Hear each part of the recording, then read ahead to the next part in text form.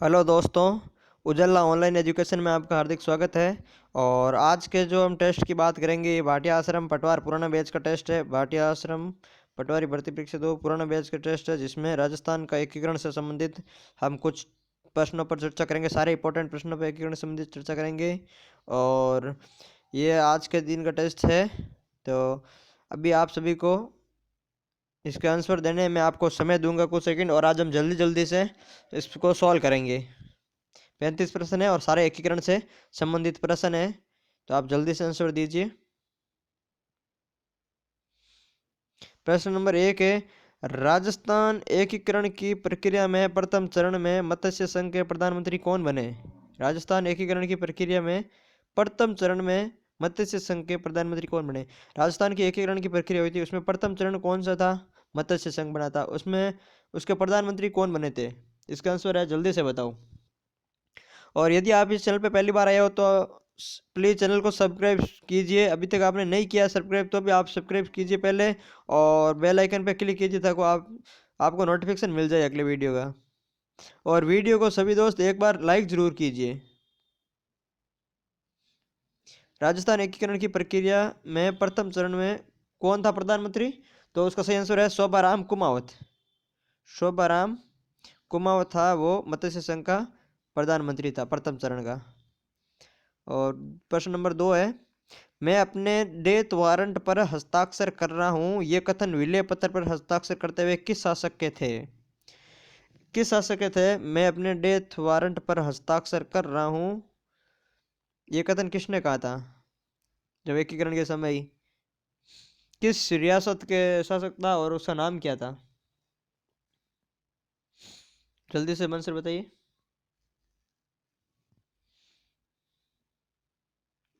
तो ये था बांसवाड़ा रियासत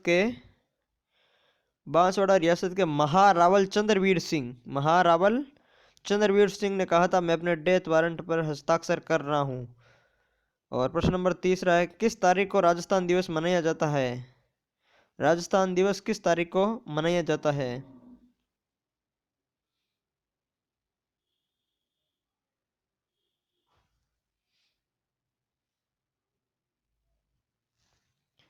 तो इसका सही आंसर है 30 मार्च। 30 मार्च। अभी आप सभी ये बताइए कि राजस्थान दिवस क्यों मनाया जाता है? राजस्थान दिवस 30 मार्च को मनाते हैं, तो क्यों मनाते हैं? क्या राजस्थान के यहाँ पे एकीकरण हुआ था, या जयपुर जिला मिला था, या 4 बड़े जिले मिले थे, या राजस्थान नाम रखा गया था? किस वजह से राजस्थान दिवस 30 मार्च को मनाते हैं? 30 मार्च को मनाने का कारण क्या है? जल्दी से आंसर दीजिए।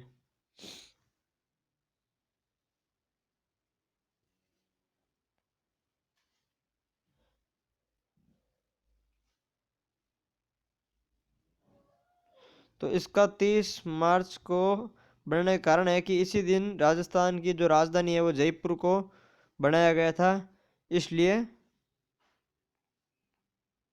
ये राजस्थान दिवस मनाया जाता है।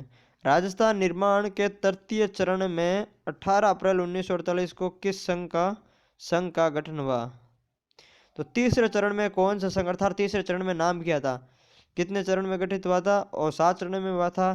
तो तीसरे चरण में उसका नाम क्या था तीसरे चरण में?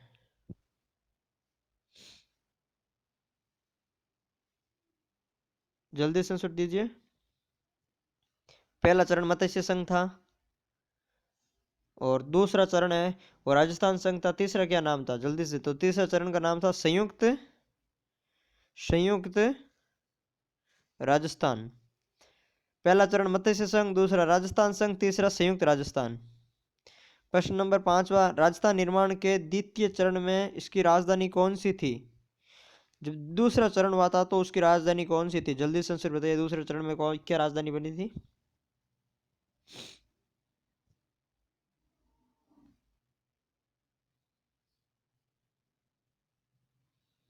तो दूसरे चरण की राजधानी बनी थी कोटा। दूसरे चरण में कोटा बनी थी राजधानी। प्रश्न नंबर 6, संयुक्त राजस्थान के राज प्रमुख कौन थे? संयुक्त राजस्थान के राज प्रमुख कौन थे?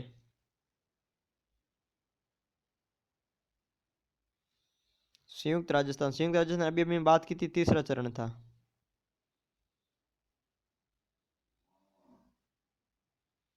तो इसका राज प्रमुख कौन था?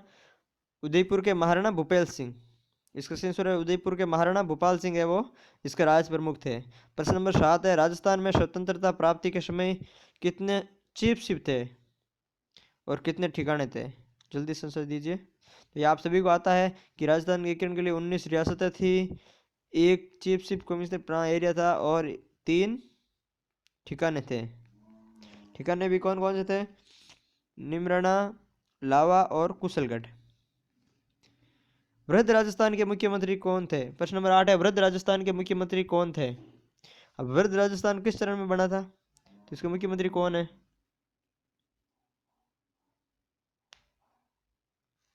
तो वृद्ध राजस्थान चौथे चरण को, राजस्थान वृद्ध राजस्थान नाम चौथे चरण को था। इसके मुख्यमंत्री था हीरालाल शास्त्री। सही आंसर है हीरालाल शास्त्री, जयपुर वाले। प्रश्न नंबर 9 है, राजस्थान निर्माण की प्रक्रिया कब पूर्ण हुई? राजस्थान निर्माण की प्रक्रिया कब पूर्ण हुई? राजस्थान निर्माण की प्रक्रिया वो पूर्ण कब हुई? जल्दी से आंसर दीजिए। प्रश्न नंबर 9।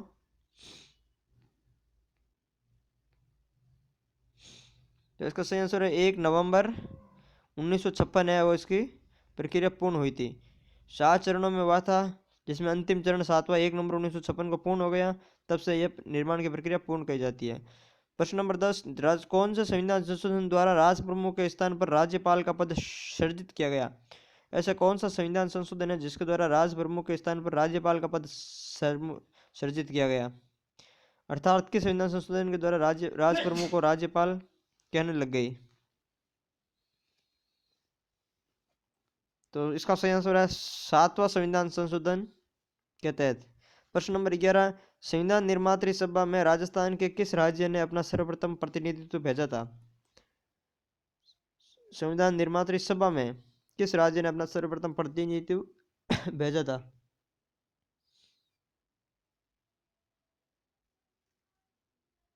जल्दी से आंसर दीजिए।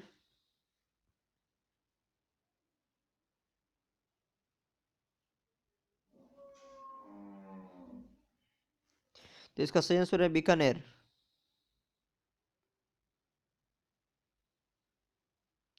बीकानेर ने अपना सर्वप्रथम प्रतिनिधित्व संविधान निर्मात्री सभा में भेजा था।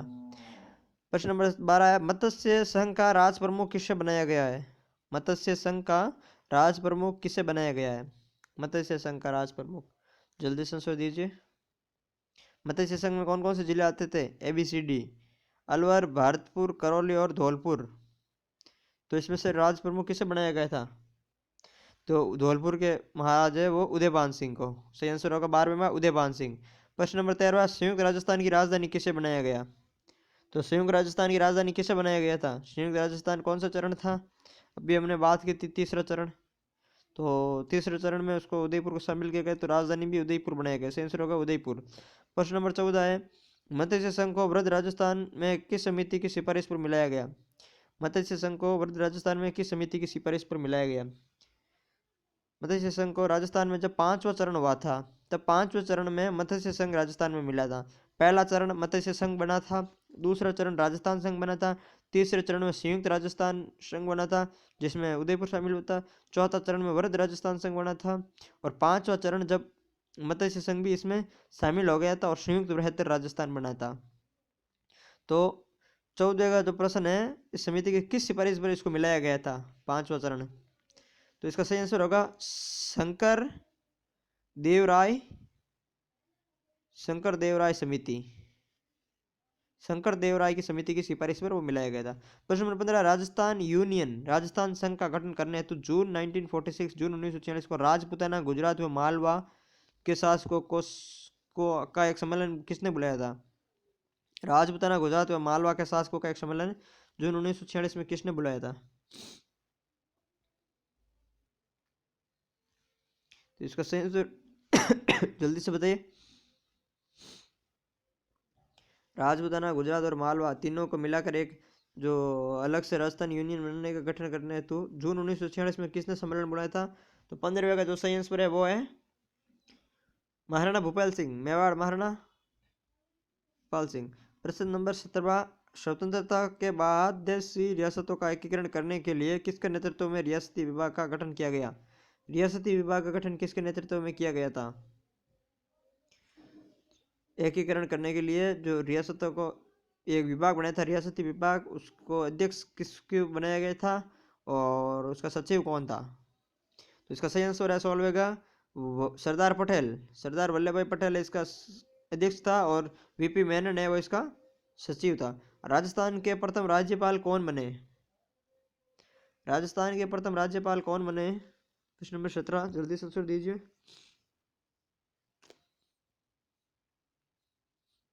तो इसका सही आंसर है गुरुमुख निहाल सिंह।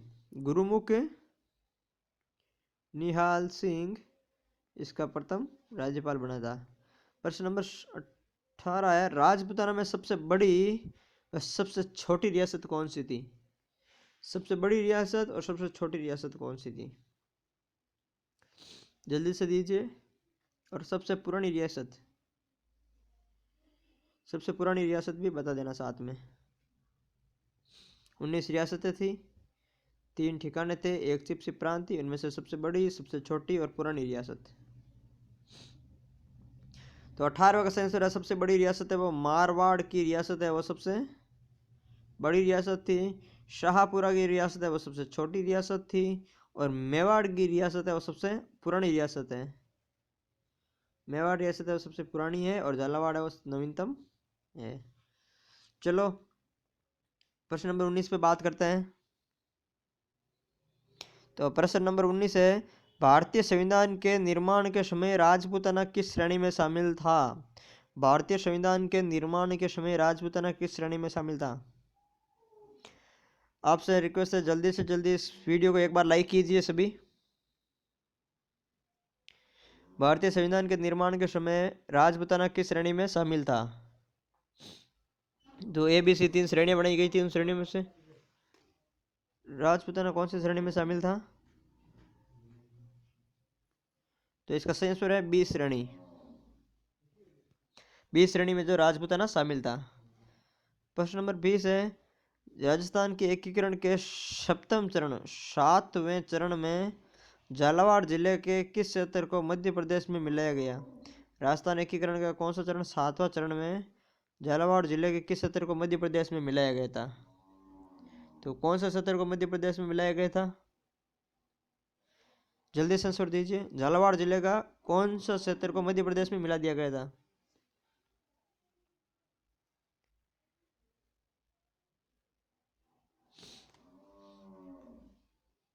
तो प्रश्न नंबर 20 का जो सही आंसर है वो है सिरोंज क्षेत्र। सिरोंज क्षेत्र है उनको MP में मिला दिया गया था। प्रश्न नंबर 21 है राज्य पुनर्गठन अधिनियम 1956 के लागू होने के बाद राजस्थान किस श्रेणी का राज्य बना? पहले B श्रेणी का था, पुनर्गठन अधिनियम लागू होने के बाद में किस श्रेणी का राज्य बना?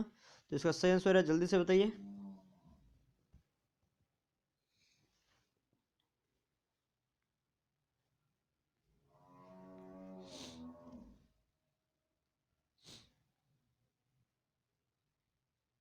तो इसका सही आंसर है A श्रेणी का। पुनर्गठन अधिनियम से पहले B श्रेणी का था, उसके बाद में A श्रेणी का हो गया था। प्रश्न नंबर 22 है किन क्षेत्रों को राजस्थान में मिलाकर एकीकरण का कार्य अंतिम रूप से पूरा हुआ? किन क्षेत्रों को राजस्थान में मिलाकर एकीकरण का अंतिम रूप से कार्य पूरा हुआ था?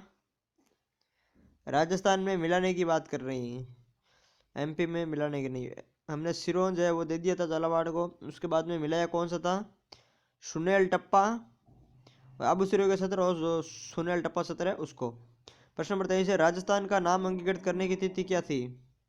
राजस्थान का नाम अंगीकृत करने की तिथि क्या थी? जल्दी से आंसर दीजिए 23वें का।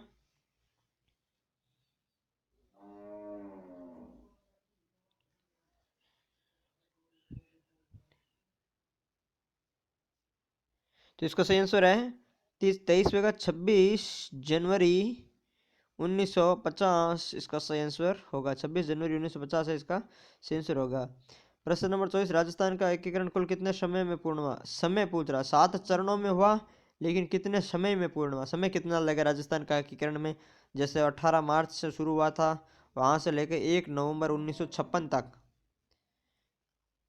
कितने चरणों में पूरा हुआ? 18 मार्च 1948 से लेकर 1 नवंबर 1956 तक कितना समय हुआ? 7 चरण और कितने समय में पूर्ण हुआ वो समय बताना है, जल्दी से बताइए। इसका जो 24वें का आंसर है उसका सही आंसर होगा 8 7 14 होता है। 8 7 कितने होते हैं? 14। 8 बरस 7 माह है 14 दिन। 8 7 15 नहीं होते हैं, 8 7 14 होता है, ऐसे याद रख लेना। 8 बरस 7 माह है 14 दिन। प्रश्न नंबर 25 है, किस समिति की सिफारिश पर जयपुर राज्य की राजधानी बनाया गया? तो इस किस समिति की सिफारिश पर जयपुर को राज्य की राजधानी बनाया गया है? प्रश्न नंबर 25 जल्दी से आंसर दीजिए।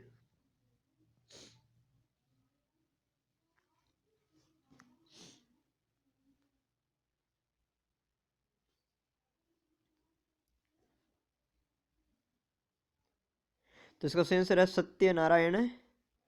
सत्यनारायण राव समिति की सिफारिश पर जयपुर को राजधानी बनाया था। क्योंकि जब 1 नवंबर 1956 को अजमेर शामिल किया गया था, तो जब अजमेर शामिल किया गया था 1 नवंबर 1956 को, तो 26वां जिला बनाया गया था उसको। तो जब अंग्रेजों के जो सभी काम महत्वपूर्ण जो काम चलते थे वो अजमेर में चलते थे, उनकी जो चिपसी प्रांत था अजमेर था, तो वो राजधानी अजमेर बनाने पड़े हुए थे। फिर एक सत्यनारायण राव समिति गठन की थी सत्यनारायण राव की से, और फिर उन्होंने समिति की सिफारिश पर राजधानी जयपुर को बनाया। अजमेर को जो राजस्व विभाग है वो दिया, आरपीएस है वो अजमेर को दिया, हाईकोर्ट है वो जोधपुर को दिया। ऐसे करके सभी जिलों में बांटी है इसको, अलग अलग क्षेत्रों को अलग अलग, हर जिले वाइज हर रियासत को अलग अलग कुछ क्षेत्र दिए है, महत्वपूर्ण रियासत की कोई नाराज नहीं हो। तो उसके बारे में आगे बात करेंगे। लेकिन प्रश्न नंबर 26 है फिलहाल, मत्स्य संघ का नामकरण किसने किया? जो पहला चरण था उसको मत्स्य संघ नाम किसने दिया? तो उसका नाम बताओ जल्दी से।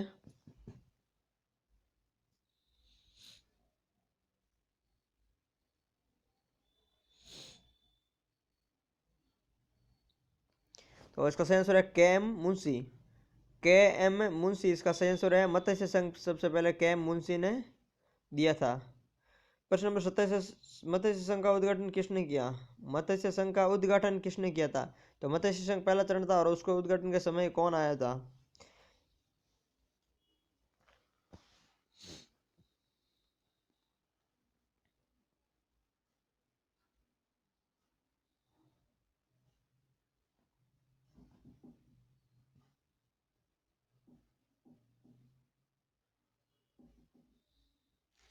तो मत्स्य संघ का उद्घाटन किया था, सही आंसर है इसका NV गाडगिल, अर्थात नरहरि विष्णु गौडगिल ने इसका उद्घाटन किया था। प्रश्न नंबर 28 है, annals and antiquities of Rajasthan 1829, annals of antiquity of Rajasthan 1829 के लेखक कौन थे? जल्दी से आंसर दीजिए, इस पुस्तक के लेखक कौन है? तो इसका सही आंसर है कर्नल जेम्स टॉड। इस पुस्तक के आंसर है annals and antiquities of Rajasthan 1829। प्रश्न नंबर 29 है, इस तरफ एक तरफ ठिकाने दे रखे हैं, एक तरफ रियासतें दे रखी है, कौन सा ठिकाना किस रियासत से संबंधित है? जल्दी से दीजिए। कुशलगढ़ का आंसर दीजिए, निमराना का आंसर दीजिए, और लावा है वो किस रियासत का अधीन था? निमराना, कुशलगढ़, लावा, ये तीनों ठिकाने हैं वो किस किस रियासत के अधीन थे? जल्दी से आंसर दीजिए 29 के।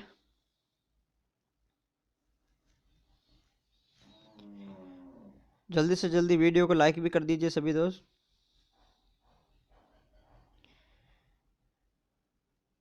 आप वीडियो को लाइक शेयर और सब्सक्राइब कीजिए, ज़्यादा से ज़्यादा शेयर कीजिए अपने दोस्तों के साथ, साथियों के साथ में, ताकि मैं डेली जो टेस्ट पेपर है वो करवा सकूं।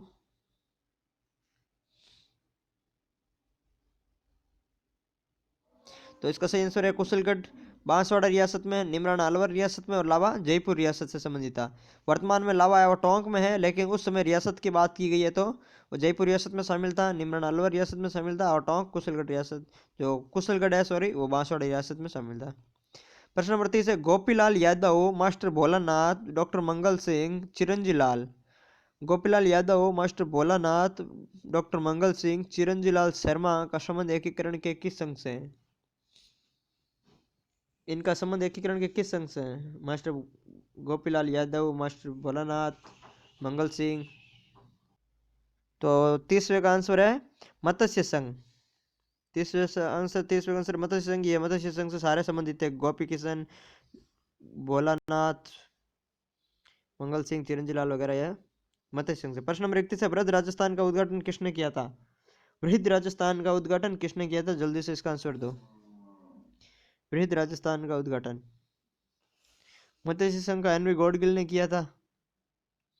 और उसके बाद में राजस्थान संघ दूसरा जो चरण था, पहला चरण दूसरा चरण दोनों हेनरी गॉडगिल ने किए थे। उसके बाद में प्रश्न नंबर 31 और 32 है, संयुक्त राजस्थान का उद्घाटन। 2 चरण गॉडगिल ने किए थे और तीसरा चरण था संयुक्त राजस्थान, इसका उद्घाटन किसने किया? तो प्रश्न नंबर 31 का है वृहद राजस्थान, इसका उद्घाटन तो किया था सरदार पटेल ने। और तीसरा संयुक्त राजस्थान, इसका उद्घाटन किया था जवाहरलाल नेहरू ने। तो 2 किए थे गॉडगिल ने पहला और दूसरा चरण, तीसरा चरण किया था जवाहरलाल नेहरू ने, और चौथा चरण है वृहद राजस्थान वाला, उसने किया था सरदार पटेल ने। और प्रश्न नंबर 33 एक तरफ विभाग दे रखे हैं, अभी हमने बात की थी, और एक तरफ जिलों के नाम लिखने हैं। जैसे प्राथमिक एवं माध्यमिक शिक्षा विभाग है, वो उस समय किस जिले को दिया, किस रियासत को दिया गया था? कृषि विभाग किसको दिया गया था? सहकारिता विभाग किसको दिया गया था? ये सारे उनके नाम लिखने हैं। तो जल्दी से आंसर दीजिए कि प्राथमिक एवं माध्यमिक शिक्षा विभाग उस समय किस रियासत को दिए गए थे? कृषि विभाग किस रियासत को दिए गए थे? वन एवं सहकारिता विभाग किस रियासत को दिया था? खनिज एवं तकनीकी शिक्षा विभाग किस रियासत को दिया गया था? हाईकोर्ट किस रियासत को दिया गया था? और राजधानी किसको बनाई गई थी?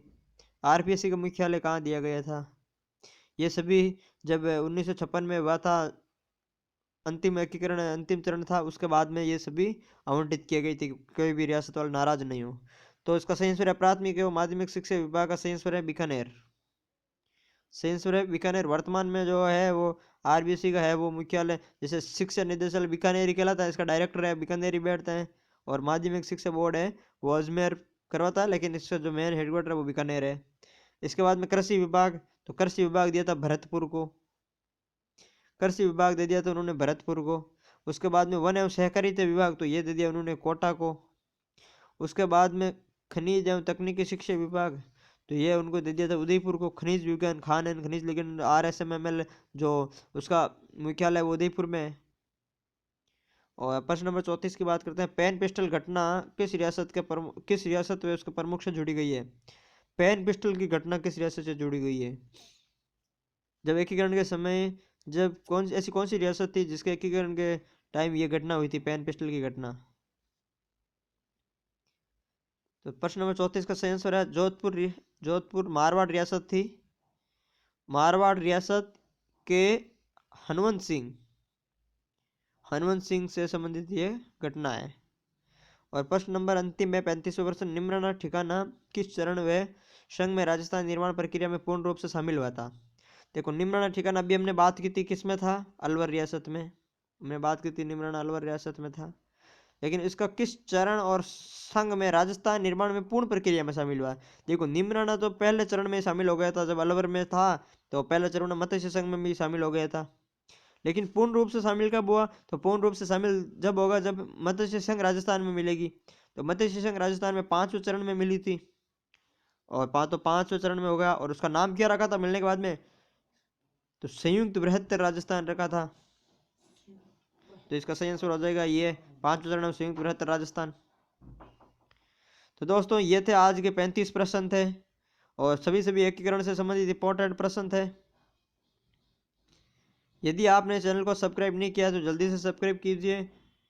और मिलते हैं कल अगले चैनल में। कुछ लोग जो शेड्यूल का बोल रहे थे, तो शेड्यूल में डाल दूंगा, लेकिन जब से जो नए पैटर्न से शुरू करेंगे तब से आपको एज ए शेड्यूल जो है वो तैयारी शुरू करेंगे। तब तक आप इसकी प्रैक्टिस करते रहें। धन्यवाद।